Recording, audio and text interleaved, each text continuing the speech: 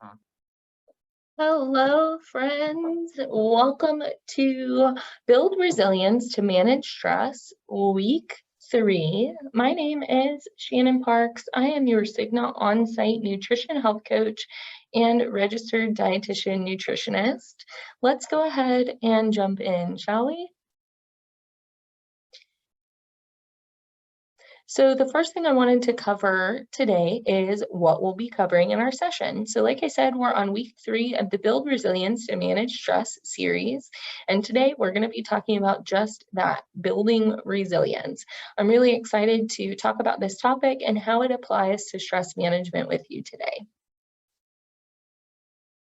So resilience, at one time or another, many of us have felt that we've been pushed to our limit, right? I know I've been there for sure. Our tasks can become more than we can handle, and our feelings of stress continue to build and build and build until we feel as though we can no longer handle or control our lives. And if you've ever felt that way, you're not alone. Trying to manage crowded daily schedules in today's increasingly fast-paced society can cause quite a bit of stress. So, developing resilience is key, but it's also a journey. It's not a trait you either have or don't have. Luckily, right? It means that we can build it, and it involves thoughts and behaviors that anyone can learn with practice. Being resilient doesn't mean you don't experience difficulty. It just means that you can adapt and grow through life's hardships. Resilience is key.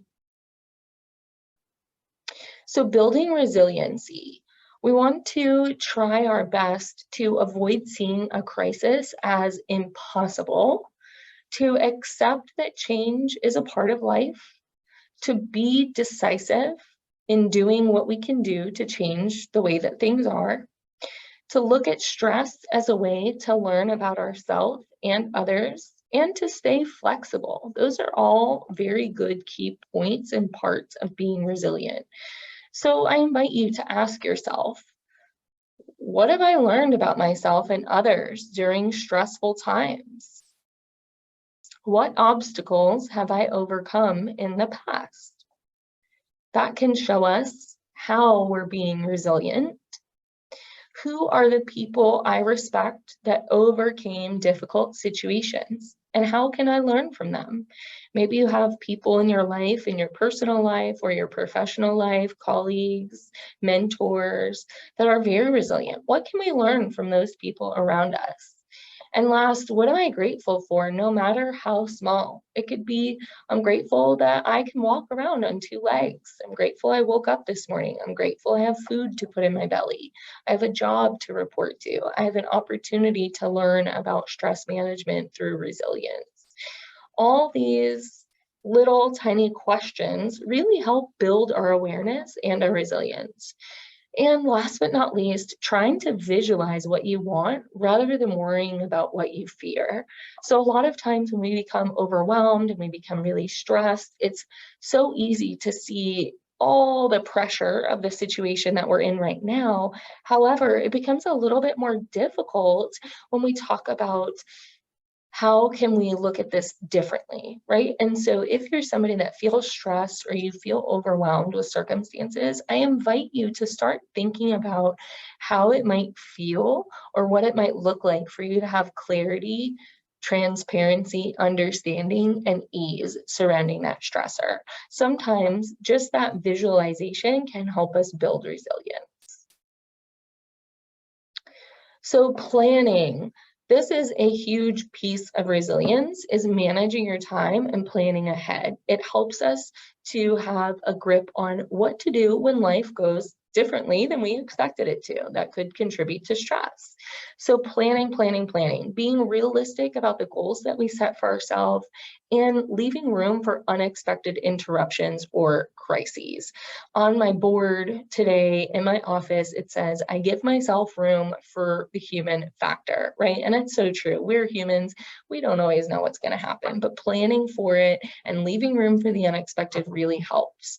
Use a diary or an organizer to keep track of appointments and plan your time.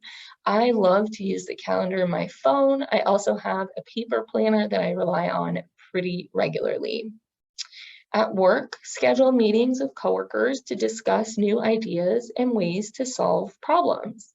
At home, make time to discuss shopping lists and ideas for menus and vacations, or maybe even taking time to talk about problems that are existing in the home.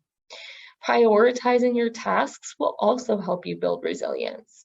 Using a simple ABC system to identify what's most important and then starting on those tasks first. A for urgent items needing immediate attention, B for important items that require attention in the near future, and C for non-essential or non-urgent items. That is one of my favorite things to do is the planning piece. Delegating, so trying to share your responsibilities, both at work and at home. You may give someone else the chance to learn something new, and you'll get some help at busy times as well. And arranging your schedule. So trying to arrange your schedule to allow you to complete tasks during your most productive time of day. I know for myself, I'm super productive first thing in the morning. And then as my day goes on and my mental energy kind of runs out, I'm not as productive. And so arranging and front loading my schedule helps me to get all of my tasks done so I'm not stressing at the end of the day or the end of the week trying to get things done. Keeping work at work. Who struggles with this outside of me, right? Some of us, I'm sure. Try not to take the stressors of your work home with you. If you've had a bad day, call home and give advanced warning so you don't unleash your stress on your loved ones the moment you walk through the door. Giving them a little heads up can help manage your stress a lot. Be flexible where you can. If the nature of your job allows, consider how you can be flexible with your schedule. For example, if you have to leave early one day to pick up the kids, try to come in early another day. That way you don't feel like you're playing catch up. Set limits. At some point, most of us will have to do a reasonable amount of work in our free time. Scheduling in a set time for work, and when that time is up, stop and do something else. Don't leave your loved ones to wait until whenever I finish work. Take some time to transition from work to home. So creating that mental distance between work and home on your commute from work, unwinding by listening to a podcast, the music, or a radio station. Once you get home, taking 5 to 10 minutes to sit in the car before you walk through the door. Having a routine when you get home that helps you unwind and leave your work day behind.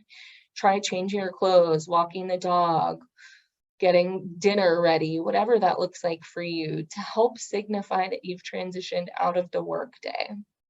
And when you work from home, it's also important to separate work life from home life. There's a difference between having an office at home and having home be the office. So designating certain areas of the house is appropriate for work, as well as having certain areas of your house that are work-free zones. I know for me, I've got a dedicated office space, but some people aren't as fortunate to have that in their home. So finding a nook or corner in your house that can be your workspace so that you know when you're there, you're working, and when you're in the rest of the house, you're not. So thinking about it, have you ever noticed that during identical situations, you and other people may be reacting to the exact situation very opposite of one another? That's because it's not always the reality of the situation that's stressful, but rather the way each individual is perceiving it. Perception is one of the biggest influences over the way that we see things and react to them. Perception is our thoughts surrounding a situation. So let's think about it. Identifying automatic thoughts. Most thinking happens so quickly and so automatically that we don't even realize it's happening. Humans have over 6,000 thoughts in a day. But the way you think can have a big impact on your stress levels. Many of the automatic thoughts that enter our minds are negative. Becoming aware of your thoughts can really help you understand how they affect you both emotionally and physically. This is called mindfulness. I also like to think of it as being TSA for your thoughts, right? Anybody who's ever gone to the airport know that there's a pretty rigorous screening protocol to get you from the outside into the airport. That's TSA. So just like TSA, they can't show up who comes into the airport, but they can determine who gets through. You can be the same way with your thoughts. You can't control the 6,000 thoughts coming in through your mind every single day. However, you can control what gets to reside there and take up space. And now on to drawing emotional conclusions. Most of us, or many of us at least, often draw conclusions about what kind of people we are based on how we feel at any given moment.